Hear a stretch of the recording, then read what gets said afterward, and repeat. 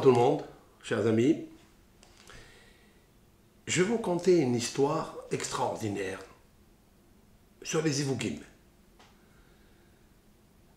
Mais tout d'abord, avant de raconter cette histoire, je voudrais préfacer deux versets dans la Bible.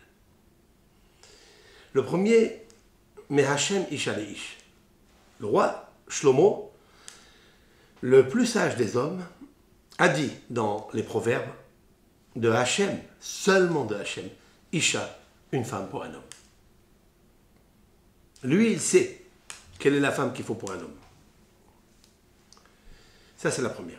La deuxième, En Aitsa Utvuna Keneged Hashem.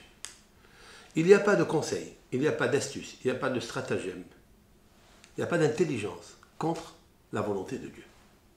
Si Hachem décide une chose, surtout sur les Ivougim, personne ne pourra, même le plus intelligent, il a la Tevuna, la Aitsa, c'est-à-dire l'intelligence absolue, il ne pourra pas dévier, déroger à ce que Dieu a dicté.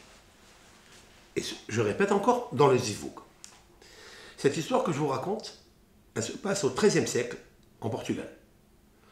Là, il y avait un grand Hacham Israël, un rabbin légendaire, kabbaliste, talmudiste, et un commentaire sur toute la Torah entière. J'ai nommé Rabbi Yitzhak Don Avar Benael, à la Vachalom.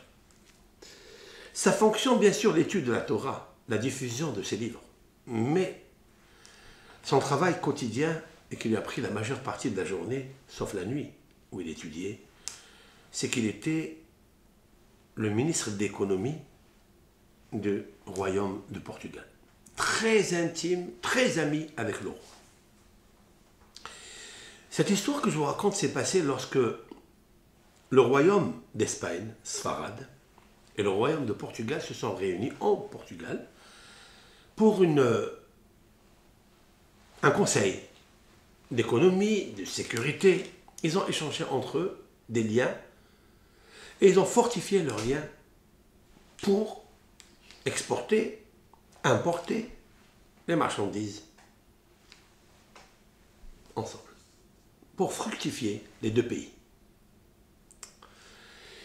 Lorsqu'ils ont fini la réunion, tout le monde est sorti donc de la salle de réunion, et là le roi s'adresse à Avar Benael, au Rav, et lui dit, Don Yitzhak. Don, c'est un titre honorifique, Don, c'est Seigneur. Yitzhak, est-ce que tu peux t'attarder encore quelques minutes avec moi? Je dois demander un conseil très important pour moi. Il dit quoi? Il lui dit, c'est concernant un mariage. Je souhaiterais marier la reine Isabelle, la princesse Isabelle, qui n'était pas encore mariée, à mon neveu X.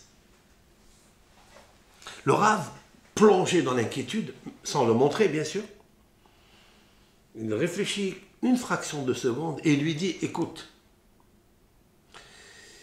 je ne veux pas m'immiscer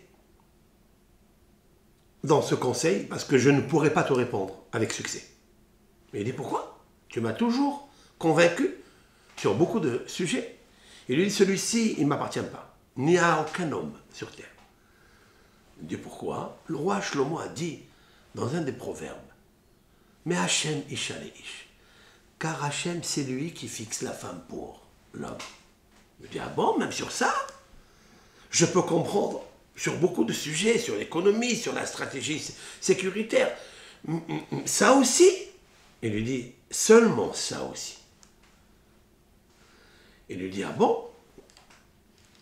Et il lui ajoute, le Rav, n'essaye pas de chercher des astuces, des etzot, des intelligences, stratagèmes pour dévier ce que Dieu a fixé à l'homme. Car il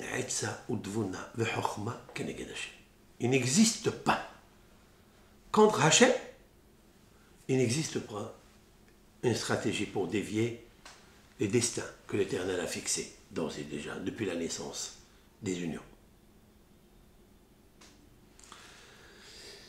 Alors donc il accepte, mais pourquoi le Rav Avar Benael ne voulait pas lui donner le conseil? Bien que sa ça va renforcer les deux pays, mais Rav Ben Naël sait que Malchut Sfarad, c'est une Malchut Risha. À l'époque, l'Espagne faisait des misères aux Juifs citoyens d'Espagne. Parce qu'ils voyaient la prospérité, l'évolution, l'estimation économique du pays grâce aux sages juifs. Et chaque fois qu'un Ben Israël se trouvait dans un pays, il apportait quelque chose au pays. La lumière, le phare, l'économie. Et il ne voulait pas que le roi se marie avec cette femme. Bon, mais Rav Ben Naël ne lui a pas dit. Lorsque Rav Ben Naël est sorti, dans l'après-midi, le roi a enlevé les habits royaux, il a porté des vêtements ordinaires et il sort dans le marché, là où il y a le plus de monde. Et là, il voit des étalages, des ventes d'habits, des ventes de légumes, comme on a aujourd'hui dans les marchés aux puces. Et voilà, après des heures de visite, il remarque une fille exceptionnelle, élégante, jolie, jeune, dynamique, très zélatrice. Il a dit, celle-là, elle est jeune, c'est ce qu'il faut pour mon neveu. Il réfléchit, il écrit une lettre, il signe de son tampon à l'intérieur, il ferme la lettre, il s'adresse à la fille et lui dit, écoute, combien tu gagnes par jour? Elle lui donne la somme, une petite modique somme. Il dit, tu veux gagner un bon salaire, une bonne récompense? Elle lui dit, mais comment? Il a dit, je vais donner une récompense tellement grande qui va te faire couvrir toute l'année entière. Il dit, ah bon? Que dois-je faire? Tu vas prendre cette lettre-là, tu vas l'amener à mon neveu, qui se trouve à telle adresse. Il dit, c'est tout, et c'est tout. Très bien. Dans cette lettre, il y avait marqué, bien sûr, que le roi disait à son neveu, voici la femme que ton oncle aimerait, souhaiterait que tu prennes en mariage. En attendant que la petite, la fille, la jeune, a cette lettre dans la main, vous savez très bien comment ça se passe avec les étalages.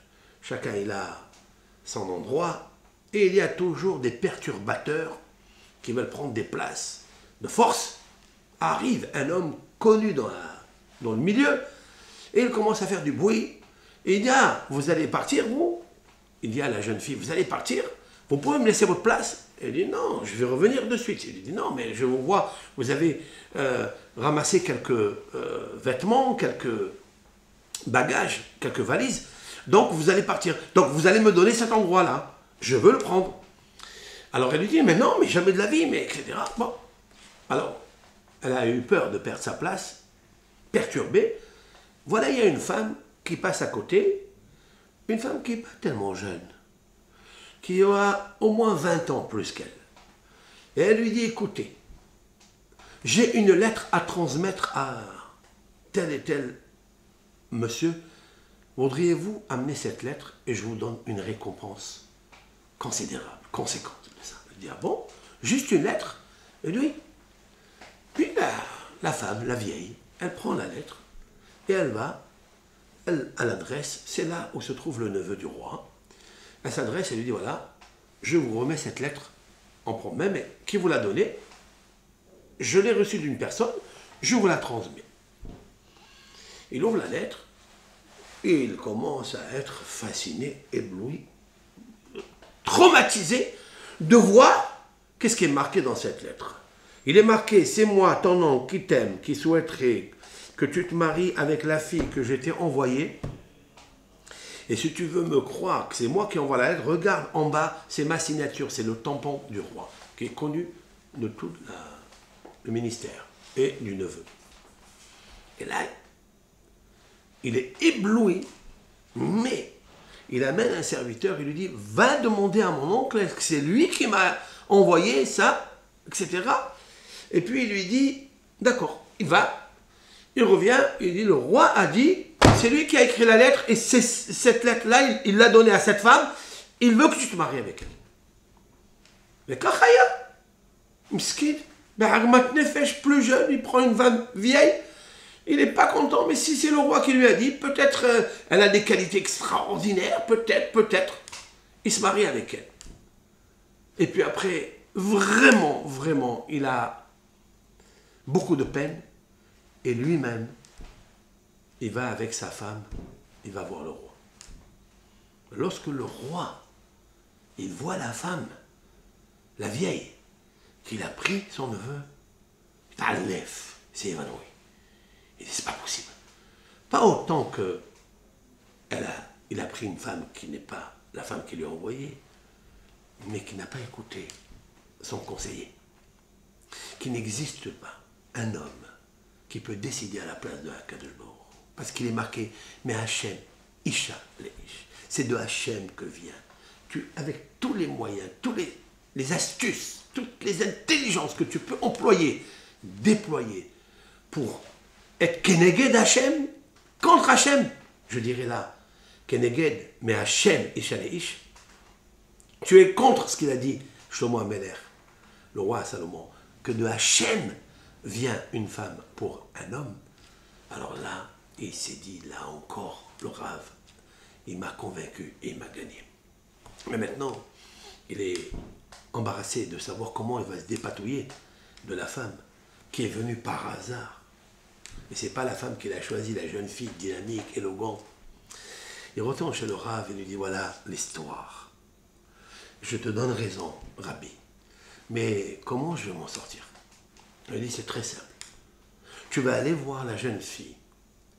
Cette jeune fille-là, elle devra aller voir la femme qu'elle a envoyée pour lui expliquer tout ce qui s'est passé. Mais lui donner une récompense pour cela. Et c'est comme ça que cette fille, elle est partie chez le neveu, elle dit, c'est ton oncle qui m'a envoyé à moi, mais voilà ce qui s'est passé, etc. Qu'est-ce qu'on voit de cette histoire qui est vraie, réelle? Ne cherchons pas des astuces, des idées contre ce que Akadosh Baruch Hu, il a déjà prescrit pour les Ivogim. Emouna, Emouna, Emouna, B'Hashem Yitbarach. Kol Tov Lachem.